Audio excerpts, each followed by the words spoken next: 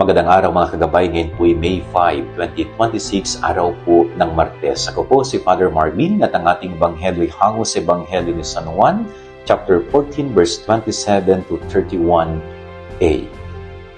Ang ganda po ng gospel na ito, ibinibigay ng Panginoon ang kanyang kapayapaan. Para kanino? Kapayapaan para sa mga kaloobang binabagabag. Kaya kapag tayo po ay nakararanas ng pagkabalisa, ng bagabag sa ating kalooban, magdasal po tayo at hingin natin ang kapayapaan ng ating Panginoon. Sapagkat tanging ang kapayapaan ng Panginoon ang siyang makakapagpalubag sa nababagabag nating kalooban.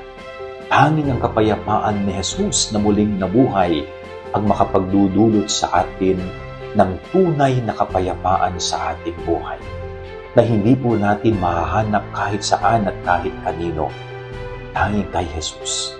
Kaya kapag nakararanas ka ng bagabag, nakararanas ka ng pagkabalisa sa iyong buhay, puntahan mo si Jesus at ibibigay niya sa iyo ang tunay na kapayapaan. Yan ang ating gabay aral ngayong maghapon. God bless po sa inyo lahat. Pagpalain kayo ng Panginoon.